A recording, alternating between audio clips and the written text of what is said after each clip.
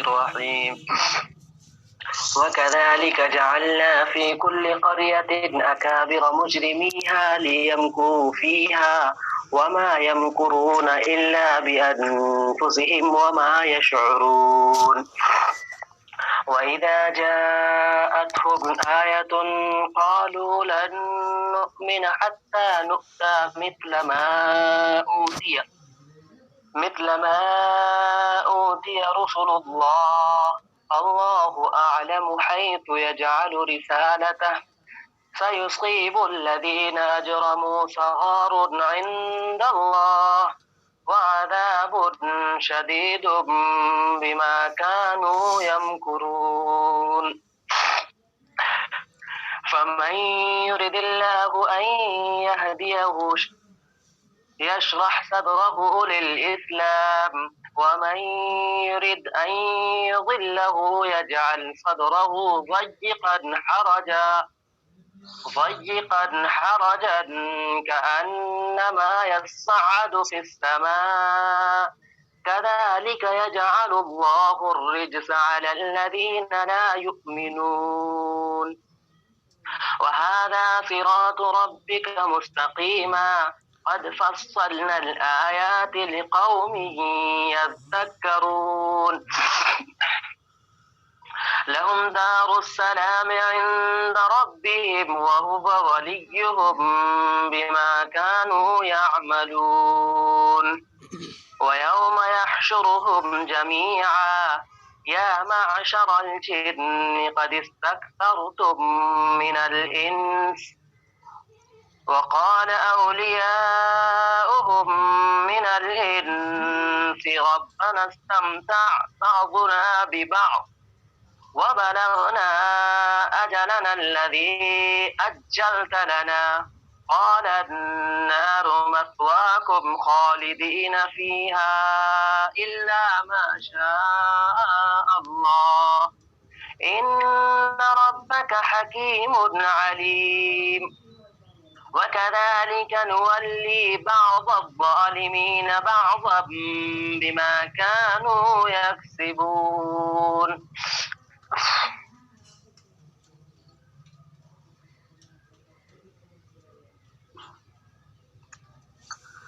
جی بسم اللہ الرحمن الرحیم وَكَذَلِكَ جَعَلْنَا فِي كُلِّ قَرْيَةٍ أَكَابِرَ مُجْرِمِيهَا لِيَمْكُرُوا فِيهَا وَمَا يَمْكُرُونَ إِلَّا بِأَنفُسِهِمْ وَمَا يَشْعُرُونَ۔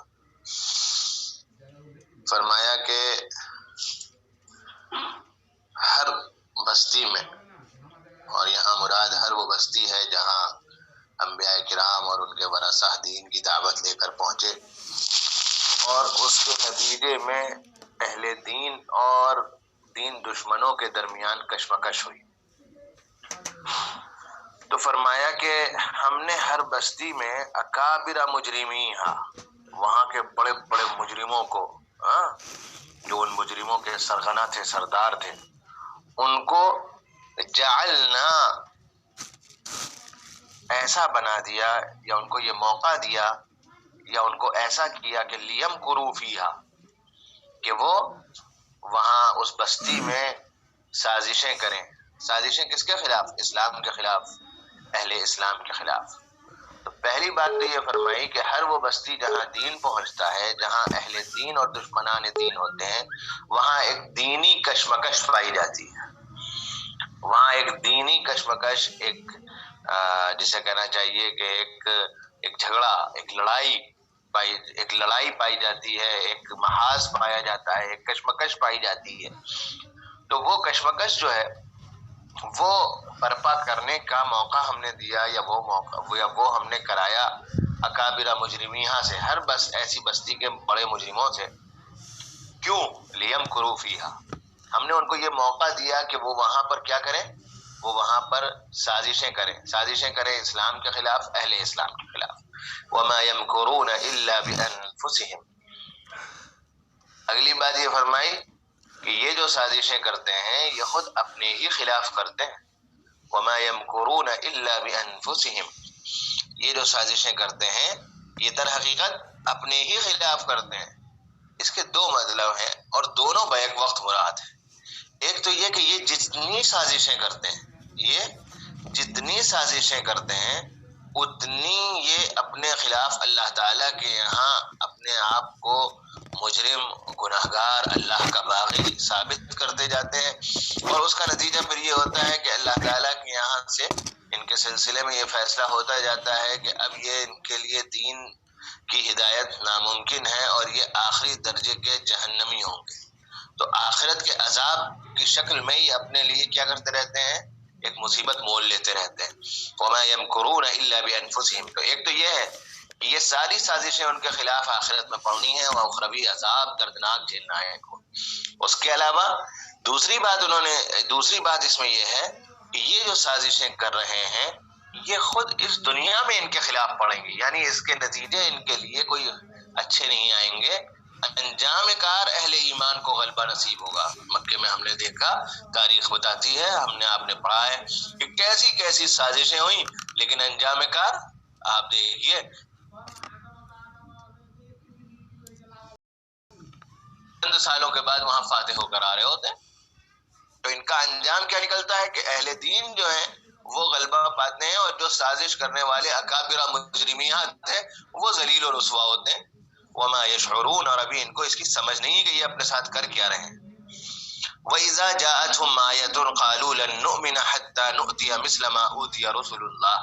یہ جو اکابر مجرمیہ ہیں، یہ جو بدتمیز ہیں، ان کے سلسلے میں کہا گیا کہ ان کے پاس جب بھی کوئی آیت آتی ہے، کوئی اللہ کی نشانی آتی ہے، کتاب اللہ کی، ٹھیک ہے نا، قَالُوا لَن نُؤْمِنَ، تو یہ کہتے ہیں کہ ہم اس وقت تک ایمان نہیں لائیں گے جب تک کہ ہمارے اوپر بھی وہی کچھ نازل ہو، ہمیں بھی اس کا جیسا دیا جائے جیسا اللہ کے رسولوں کو دیا گیا۔ یعنی جب بھی یہ جو اکابر مجرمیہ فی کل قریۃ ہوتے ہیں، ہر ایسی بستی میں اور تمام تر ان میں کیا کہتے ہیں انبیاء کی امتوں میں جو بھی ایسے اکابر مجرمیہ ہوتے ہیں، ان کے پاس جب بھی کوئی آیت آتی ہے تو وہ یہی کہتے ہیں کہ یہ جو اللہ کے رسول ہیں، ان کے اوپر جو کچھ نازل ہو رہا ہے وہ کچھ ہمارے اوپر بھی نازل کیا جائے۔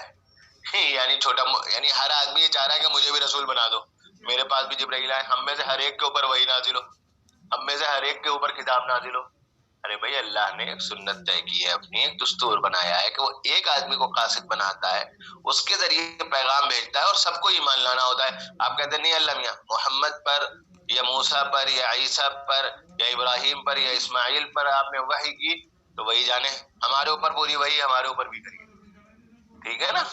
تو فرمایا کہ اللہ اعلم حیث یجعل رسالتہ، یہ اللہ کا کام ہے کہ وہ اپنا پیغام کہاں رکھتا ہے، اپنا پیغام کس پر نازل کرتا ہے، اس سے اللہ بہتر جانتا ہے۔ تم اس قابل نہیں ہو کہ تمہیں رسول بنایا جائے، وہ جس کو رسول بنایا گیا اس کو فیصلہ اللہ نے کیا، اپنے علم کے مطابق کیا۔ سیصیب الذین اجرموا صغار عند اللہ وعذاب شدید بما كانوا یمکرون، اور یہ لوگ جو کہ جرم کر رہے ہیں، یہ لوگ جو کہ مجرم ہیں، ان کو صغار عند اللہ، ان کو اللہ کے حضور نہایت ذلت اور رسوائی اٹھانی پڑے گی، یعنی آخرت میں۔ وعذاب شدید، اور نہایت دردناک اور سخت عذاب ان کا ہوگا، کیوں؟ بما كانوا یمکرون، اپنی ان سازشوں کی وجہ سے۔ یہ جو یہاں پر دین کے خلاف، ایمان کے خلاف، اہل دین کے خلاف جو سازشیں کر رہے ہیں، اس کا انجام شدید تر ہونا ہے، عذاب شدید تر ہونا ہے، اور ذلت اور رسوائی ہاتھ آنی ہے اللہ تعالیٰ کے حضور آخرت میں جا کر۔ یہ وہ بات ہے کہ وما یمکرون الا بانفسہم، جس کو اوپر کہا گیا تھا۔ آگے فرمایا فَمَن يُرِدِ اللَّهُ أَن يَهْدِيَهُ يَشْرَحْ صَدْرَهُ لِلْإِسْلَامِ وَمَن يُرِدْ أَن يُضِلَّهُ يَجْعَلْ صَدْرَهُ ضَيِّقًا حَرَجًا كَأَنَّمَا يَصَّعَّدُ فِي السَّمَاءِ كَذَلِكَ يَجْعَلُ اللَّهُ الرِّجْسَ عَلَى الَّذِينَ لَا يُؤْمِنُونَ۔ دیکھو اگلی آیت سے پہلے ایک بات سن لو، ایمان کی توفیق جو ملتی ہے نا، ایمان کی توفیق جو ملتی ہے اس میں ہوتا یہ ہے کہ فیصلہ اللہ کی طرف سے ہوتا ہے کہ کس کو ایمان کی توفیق ملنی ہے اور کس کو نہیں ملنی ہے، لیکن یہ فیصلہ جو ہوتا ہے یہ بندوں کے طرز عمل کی وجہ سے ہوتا ہے۔ ایک بندہ حق کا جویا ہوتا ہے، حق تلاش کرنا چاہتا ہے، بات کو سنتا ہے، شرافت سے رہتا ہے، تو اللہ تعالیٰ اس کو ایمان کی توفیق دیتا ہے۔ ایک بندہ ہے وہ حق بات سے کو سنتا ہی نہیں ہے، وہ ایمان لانے کی کوشش ہی نہیں کرتا ہے، وہ سنجیدگی نہیں اختیار کرتا ہے، اس کے دل میں ایک عناد اور سرکشی ہے، اور اس نے طے کر رکھا ہے صاحب ہمیں تو ہر حال میں مخالفت کرنی ہے اور ہم تو مخالف ہیں۔ تو جب یہ رویہ کوئی اختیار کرتا ہے عناد اور سرکشی کا، تو اللہ کے یہاں سے پھر اس کے لیے ہدایت کا فیصلہ نہیں ہوتا، گمراہی کا فیصلہ ہوتا ہے۔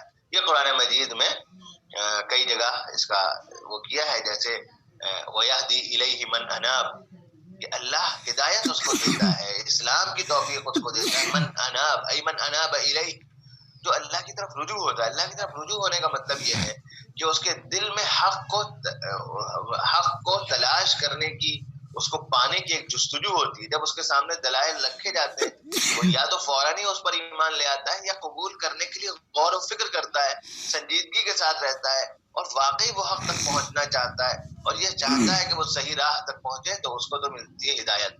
اور جو مولوی صاحب یہ طے کر لے کہ محمد کے اوپر تو جو نازل ہوا ہے ہمیں اس کی مخالفت کرنی ہے، اور قرآن مجید اسی لیے پڑھے کہ ہمیں کیا ہو، ہمیں تو اس کی مخالفت کرنی ہے اور ایسا کرنا ہے اور ویسا کرنا ہے اور دلائل لانے، تو پھر مولوی صاحب اس کے حق میں گمراہی کا فیصلہ ہوتا ہے۔ اللہ تعالیٰ اس کے لیے کتاب ہدایت کو کتاب ضلالت بنا دیتے ہیں، یہدی بہ کثیرا ویضل بہ کثیرا وما یضل بہ الا الکافرین۔ یہ جو کفر کا رویہ، کفر پر ڈٹ جائیں، ان کے لیے تو پھر گمراہی کا ذریعہ اللہ تعالیٰ ہر سامان ہدایت کو بنا دیتے ہیں۔ فَمَن يُرِدِ اللَّهُ أَن يَهْدِيَهُ، اللہ جس کو ہدایت کا ارادہ فرماتا ہے، جس شخص کے لیے یشرح صدرہ للاسلام، تو اسلام کے لیے اس کا سینہ جو ہے وہ کشادہ کر دیتا ہے، یعنی اسلام اس کے سینے میں اسلام قبول کرنے کی اسلام قبول کرنے کے فیصلے پر اطمینان پیدا فرما دیتا ہے۔ وَمَن يُرِدْ أَن يُضِلَّهُ، اور جس کو اللہ گمراہ کرنا چاہے، یجعل صدرہ ضیقا حرجا، تو اس کے سینے کو وہ تنگ، اور حرج کہتے ہیں کہ بہت زیادہ تنگ، ٹھیک ہے نا، کأنما یصعد فی السماء، ایسا تنگ کر دیتا ہے کہ اسے اتنا مشکل محسوس ہوتا ہے اس میں ایمان قبول کرنا، جیسے کہ آسمان پر چڑھنا ایک انسان کے لیے مشکل ہوتا ہے۔ اب آپ ذرا سے سوچئے کہ آسمان پر چڑھنے کو ہمیں کہہ دیا جائے تو کیسا ناممکن ہے، کیسا مشکل ہے، کیسے ہمت ہار جائیں گے، کیسے کہیں گے بھائی یہ کام تو ہم کر ہی نہیں سکتے، کوئی صورت ممکن نہیں۔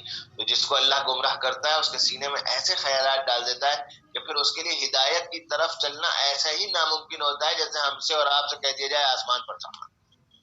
كذلك يجعل الله الرجس على الذين لا يؤمنون، فرمایا اللہ تعالیٰ اسی طرح گندگی کو، کفر کی، ضلالت کی اور جرم کی گندگی کو ان لوگوں کے اوپر مسلط کر دیتا ہے جو کہ ایمان نہیں لاتے ہیں، ایمان نہ لانے کا فیصلہ کرتے ہیں۔ وَهَذَا صِرَاطُ رَبِّكَ مُسْتَقِيمًا، فرمایا یہ جو دین ہے جو محمد صلی اللہ علیہ وسلم لے کر آئے، جو ہماری کتاب سکھا رہی ہے، یہ تمہارے رب کا راستہ ہے، مستقیمہ، سیدھا راستہ۔ قد فصلنا الآیات، اس میں ہم نے جو لوگ یذکرون، یذکر نصیحت قبول کرنا، جو لوگ نصیحت قبول کرنا چاہیں ہم نے ان کے لیے نشانیاں کھول کھول کر کے بیان کر دی ہیں۔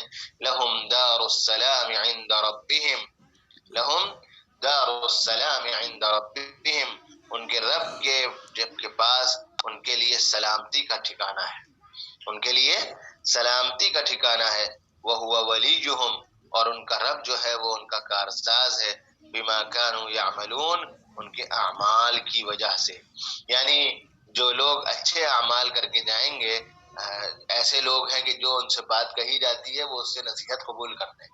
اصل میں دیکھو جو بات اوپر سے کہی جا رہی ہے وہ یہی ہے کہ قرآن مجید ہو یا کوئی اور کتاب ہو یا کوئی نبی ہو، وہ ایک نصیحت اللہ کی پہنچاتے ہیں، پیغام پہنچاتے ہیں۔ دو طرح کے لوگ ہوتے ہیں، ایک طرح کے لوگ وہ ہوتے ہیں جو نصیحت سنتے ہیں اس کو قبول کرنے کا ارادہ کرتے ہیں، ایک وہ عناد اور سرکشی والے لوگ ہوتے ہیں جو نصیحت سنتے ہیں اور ان کے ذہن میں یہ ہوتا ہے ہمیں ماننی نہیں ہے، اس کے مخالف ہی چلنا ہے۔ تو ہدایت ایسے لوگوں کو نہیں ملتی، ہدایت ان کو ملتی ہے لقوم یذکرون۔ بات سمجھ میں آئی؟ فرمایا جن لوگوں کی یہ روش ہے ان کو یہاں ہدایت ملے گی، اور اللہ کے یہاں جا کر دار السلام، سلامتی کا عافیت کا، سکھ کا اور چین کا ایک اللہ کے یہاں ان کو جہان ملے گا. وَهُوَ وَلِيُّهُمْ، اور اللہ ان کا کارساز ہوگا، ان کا مددگار ہوگا، ان کا حامی و ناصر ہوگا. بما كانوا يعملون، ان کے اعمال کی وجہ سے. وَيَوْمَ يَحْشُرُهُمْ جَمِيعًا يَا مَعْشَرَ الْجِنِّ قَدِ اسْتَكْثَرْتُم مِّنَ الْإِنسِ وَقَالَ أَوْلِيَاؤُهُم مِّنَ الْإِنسِ رَبَّنَا اسْتَمْتَعَ بَعْضُنَا بِبَعْضٍ وَبَلَغْنَا أَجَلَنَا الَّذِي أَجَّلْتَ لَنَا. اب یہاں سے ایک آگے شروع ہو جائے گا تو وہ اگلے ہفتے کے لیے رکھ لیتے ہیں. ٹھیک ہے نا؟ السلام علیکم ورحمۃ اللہ. وعلیکم السلام ورحمۃ اللہ وبرکاتہ.